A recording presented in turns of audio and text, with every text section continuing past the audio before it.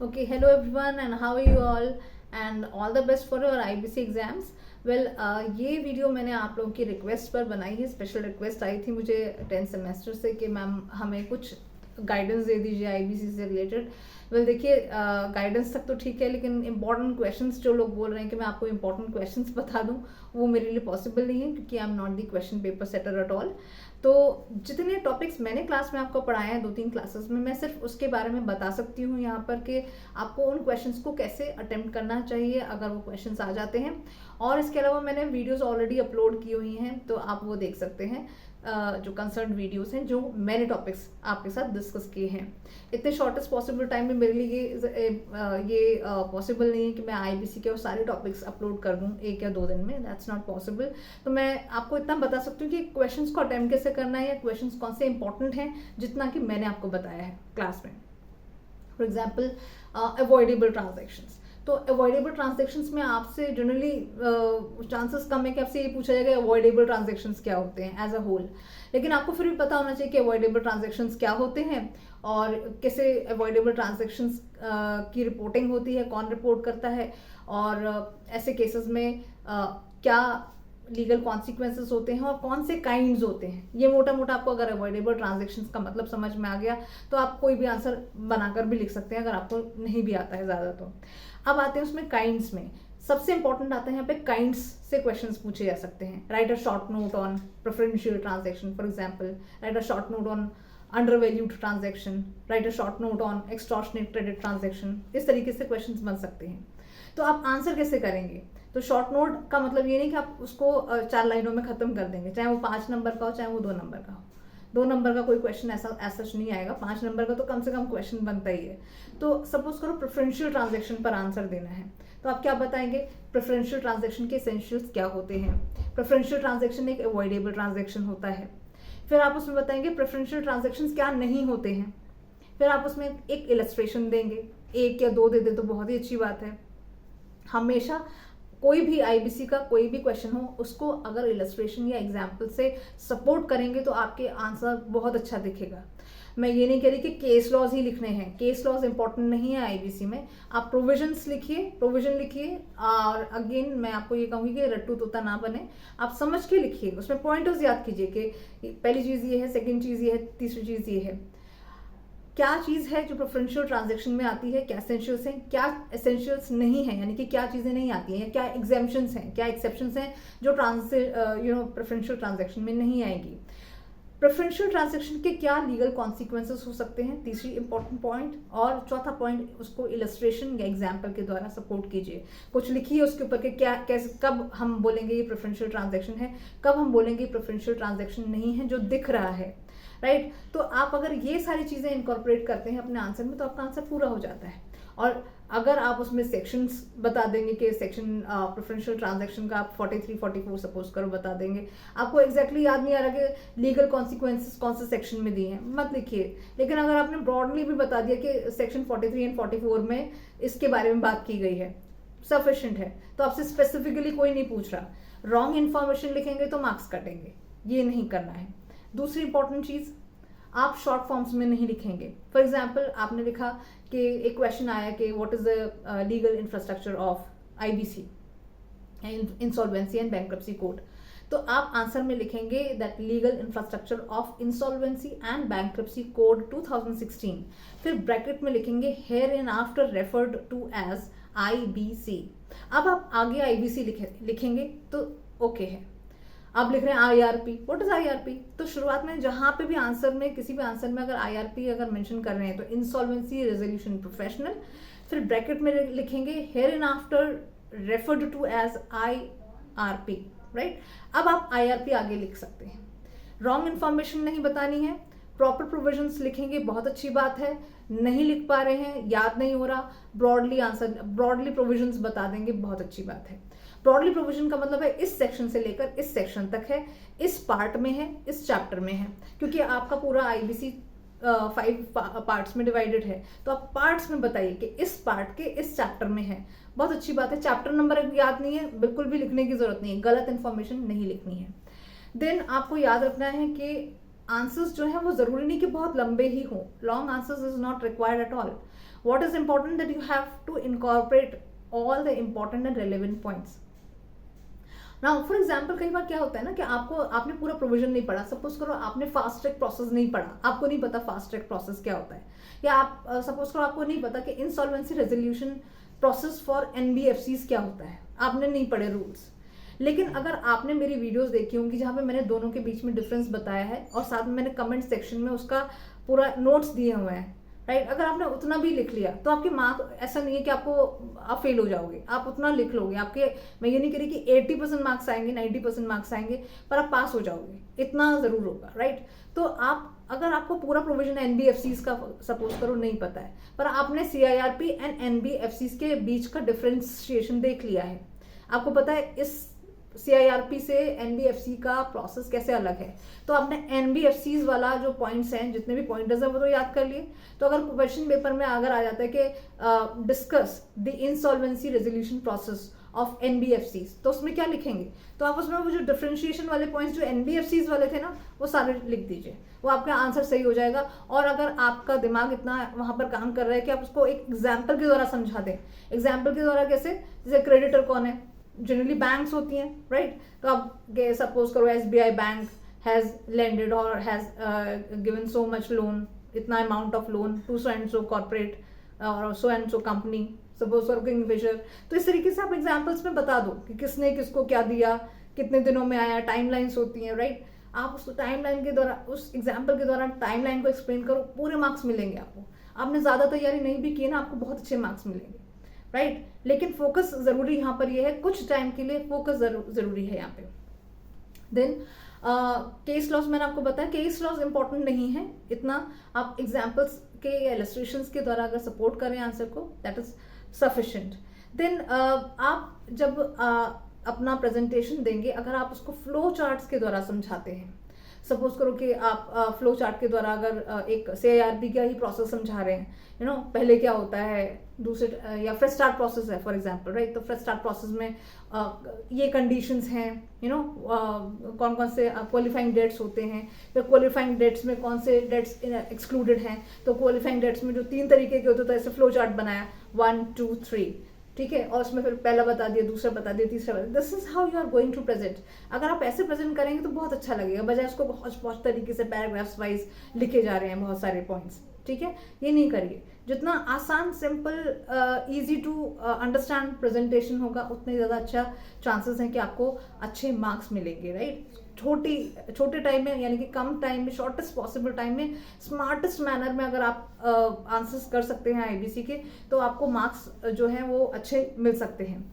Then important questions वो होते हैं क्लास में जो जनरली टीचर्स डिस्कस करते हैं कई बार, रिपीटेडली आपको लग रहा है कि एक पर्टिकुलर टॉपिक है जिसके बारे में बहुत ज़्यादा बात हो रही है क्लास में, आज भी हुई थी, कुछ 2-3 दिन बाद भी ऐसी ही बात हुई थी। ये बात अलग है कि अगर आप रेगुलर स्टूडेंट नहीं है तो आपको नहीं पता होगा, आप अपने बैचमेट से भी पूछ सकते हैं, वो लोग बहुत अच्छे, they are very good at analysing the things, right. तो ऐसा कर सकते हैं कि जो इम्पोर्टेंट क्वेश्चंस हैं वो होंगे जिनके बारे में टीचर्स ने ज़्यादा डिस्कस किया होगा उस पर्टिकुलर टॉपिक पे क्लास में। या दूसरा तरीका है इस चीज़ को एनालाइज करने का, जो टॉपिक्स पिछली बार नहीं पूछे गए हैं या पिछली बार जो पूछे गए हैं वो इस बार बहुत कम चांसेस है कि आएंगे, और जो यूनिट्स हैं, फॉर एग्जांपल यूनिट 4 एंड 5 है, ठीक है, तो यूनिट 4 एंड 5 बहुत इंपॉर्टेंट इसलिए हो जाते हैं क्योंकि वो पिछली बार नहीं पूछे गए थे, या कुछ जो टॉपिक्स थे जो चाहे 1 2 3 में भी थे, लेकिन वो तो आ रहे थे सिलेबस में, लेकिन उसमें से जो अभी भी टॉपिक्स छूट गए हैं ना, उनको जरूर पढ़ के जाइए। वो टॉपिक्स जो पिछली बार नहीं पूछे गए हैं, जो पिछली बार छूटे हैं, वो इस बार बहुत चांसेस हैं, हाई चांसेस हैं, 80-90% के वही टॉपिक्स अब आपसे पूछे जाएंगे इस वाले एग्जाम में। क्लियर। देन आपको ये ध्यान रखना है कि जो की पॉइंट्स हैं और जिन पॉइंट्स में आपको कॉन्फिडेंस है, आप उनको जरूर हाईलाइट करें।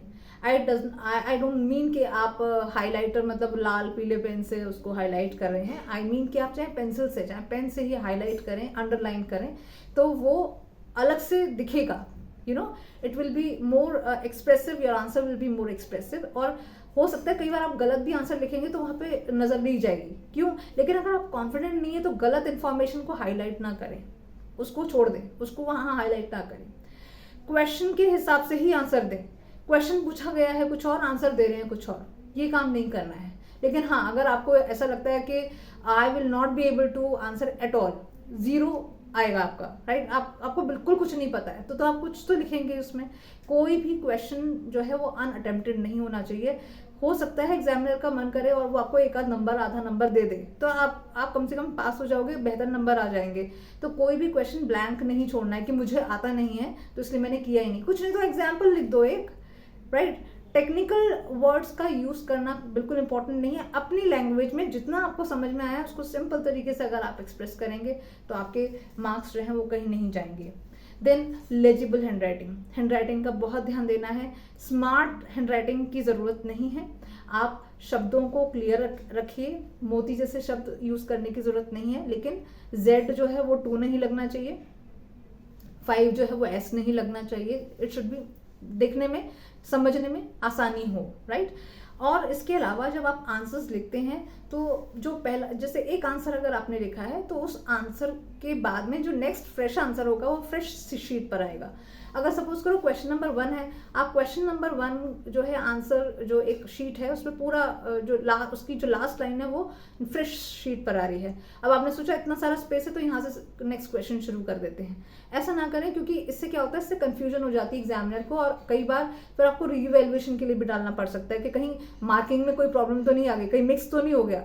अगर आप फ्रेश शीट से शुरू करेंगे तो आपके मार्क्स काउंट करने में कोई प्रॉब्लम नहीं होगी, क्योंकि वो नए शीट से शुरू हुआ है, राइट। और कई बार ऐसा भी होता है कि आप कोई पॉइंट्स भूल गए हैं और उनको आप ऐड करना चाहते हैं, अब आपके पास स्पेस ही नहीं है, तो आप कहाँ लिखेंगे? तो फिर आप पेज नंबर 17 पे जाकर लिखते हैं आधा पोर्शन उसका, तो वो आपका सारा रिडंडेंट हो जाता है, वो फ्यूटाइल हो जाती है पूरी एक्सरसाइज, वो अच्छा नहीं लगता है, और मार्क्स भी आपको कोई एडिशनल नहीं मिलते जो आप आगे जाकर 17th पेज पर लिख रहे हैं for example. Then also please इस बात का ध्यान रखें कि एक ऑर्डर, एक यूनिफॉर्मिटी होनी चाहिए आपके आंसर्स में। पहली चीज तो ये कि जो क्वेश्चन नंबर अटेम्प्ट कर रहे हैं वही आंसर नंबर भी लिखें, और दूसरी चीज, अगर क्वेश्चन नंबर 1 से शुरू कर रहे हैं तो question number 2, 3, 4, 5 and so on, या अगर क्वेश्चन नंबर 10 से शुरू कर रहे हैं तो question number 10, 9 and so on. बीच बीच में नहीं करना है, क्वेश्चन नंबर 5 उठाया, फिर क्वेश्चन नंबर 2 उठाया, फिर देन क्वेश्चन नंबर 3 किया, ऐसा नहीं करना है। एक यूनिफॉर्मिटी मेंटेन रहे, आपके जितने भी आंसर्स हैं उसमें एक बैलेंस हो। इसका मतलब ये ना हो कि क्वेश्चन नंबर 5 बहुत अच्छा आता है तो क्वेश्चन नंबर 5 पे ही शीट्स भरे जा रहे हैं, क्वेश्चन 5 नंबर का है और 10 नंबर के हिसाब से लिख रहे हैं, कि आपको 5 मार्क्स से ज़्यादा मिल जाएंगे? उसमें नहीं मिलेंगे ऑब्वियसली। तो आपको एक बैलेंस बनाकर रखना है। कई बार ऐसा होता है कि स्टूडेंट्स को कुछ क्वेश्चंस नहीं भी पता होते हैं ना, उनके पास इतना टाइम होता है कि जो नहीं भी आता है ना उस पर भी कुछ लिख लेते हैं और मार्क्स मिल जाते हैं। वो इसलिए क्योंकि अगर उन्होंने थोड़ा भी ध्यान अगर क्लास में दिया होता है या नोट्स पढ़े होते हैं या कुछ भी थोड़ा देखा होता है, तो वहाँ पर उनको इतना चांस होता है कि वो एक बैलेंस बना लें कि दूसरा क्वेश्चन भी खराब ना हो। जो बहुत अच्छा आता है वो तो अच्छा लिखा ही है, जो नहीं भी आता वो भी पढ़ने वाले को ऐसा ना लगे कि उसे बिल्कुल नहीं आता है, तो आप कुछ तो उसमें लिख लेंगे। तो इस बात का ध्यान रखिएगा कि एक बैलेंस बनाकर रखें जब आप आंसर्स लिखें। तो अब कई बार आप ये कहेंगे कि मैम जो क्वेश्चन सबसे अच्छा आता है वही अटेम्प्ट करना चाहिए। ऐसा कुछ भी नहीं है। आप सपोज करो आपको क्वेश्चन नंबर 1 या क्वेश्चन नंबर 2 नहीं आता और आप एक सीरियल नंबर, एक यूनिफॉर्मिटी मेंटेन कर रहे हैं, कोई बात नहीं, it's okay, leave that space. आपका कुछ भी नहीं बिगड़ रहा, आप पेज छोड़ दीजिए। एक पेज में लगता है, 2 पेज में लगता है, 2 पेजेस छोड़ दीजिए, नो इश्यूज एट ऑल। लेकिन नेक्स्ट जो क्वेश्चन होगा उसके लिए आप थोड़ा स्पेस रखिए। क्वेश्चन नंबर 3 आता है, उसको अच्छे से आराम से अटेम्प्ट कीजिए, क्योंकि होगा क्या, जब आप स्पेस भी छोड़ देंगे ना और जब वापस जाएंगे रिवीजन करने के लिए, तो होगा क्या कि आपने वो वाले क्वेश्चंस तो अच्छे से अटेम्प्ट कर लिए जिनके लिए जो आते भी थे आपको, जिनके लिए आपके पास टाइम भी था, और वो भी क्वेश्चंस पे आपका माइंड अब सही तरीके से वर्क करेगा जो आपको नहीं भी आते थे, क्योंकि अब आपके पास स्पेस है प्रॉपर, आपके पास टाइम है, और आपने जो लिखना था वो आपने ऑलरेडी इनकॉर्पोरेट कर लिया है दूसरे आंसर्स में। देन सेंटेंसेस को पूरा लिखिएगा। फॉर एग्जाम्पल, आप कई बार क्या होता है कि हम टीचर्स जो होते हैं वो बीच में या क्लास रूम्स में तो आपको जस्ट एक शॉर्टेस्ट पॉसिबल मैनर में पॉइंटर्स में बता देते हैं। फॉर एग्जाम्पल, अगर हम एग्जेम्प्टेड डेट की बात कर रहे हैं, हाँ, तो उसमें लिख दिया कि पनिशमेंट्स / पेनल्टी, कोर्ट, ट्रिब्यूनल। इसका क्या मतलब है? इसका you have to prepare a sentence, you have to make a sentence out of it. इसका मतलब है that any penalty or punishment imposed by a court or tribunal is exempted from the qualifying dates. इसका मतलब ये है। तो you have to write, you have to frame a sentence, don't write just pointers. आपको marks नहीं मिलेंगे अगर आप इस तरीके से लिखेंगे, जस्ट पॉइंटर्स में लिख कर आ रहे हैं, जैसे कि आपने पूरी स्लाइड जो है वही कॉपी कर दी हो, वो नहीं करना है। चाहे एक सेंटेंस में लिखिए, पर लिखिए, गलत इंफॉर्मेशन नहीं लिखनी है, right.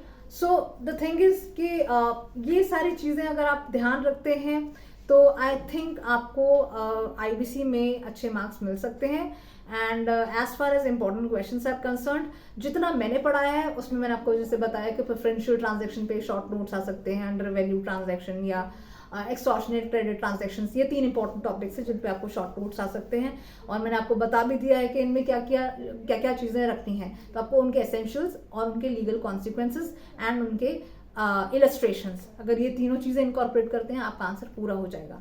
Then fresh start process, ये इंपॉर्टेंट है, उसमें आप बताइए क्या कंडीशंस हैं, क्या क्वालिफाइंग डेट्स होती हैं, क्या नहीं होती हैं, राइट। एंड उसके अलावा जो टाइमलाइन है उसको आप अगर फ्लो चार्ट के द्वारा समझाएंगे बहुत अच्छा लगेगा, चाहे पूरे पैराग्राफ्स में ना लिख पाए, फ्लो चार्ट के द्वारा समझा दिया, इतने दिन में ये, इतने दिन में वो, कि जब एडजुडिकेटिंग जब इंसॉल्वेंसी रेजोल्यूशन प्रोफेशनल के पास जा रहा है या अगर थ्रू दैट पर्सन आ रहा है तो वो कितने दिनों में नेक्स्ट अथॉरिटी पे जाता है, डीआरटी पे कब जाता है, एंड देन आईबीबीआई के पास कब जाता है, ये हमने अगर फ्लो डायग्राम से भी बता दिया, फ्लो चार्ट से भी बता दिया है तो वो बहुत सही रहेगा।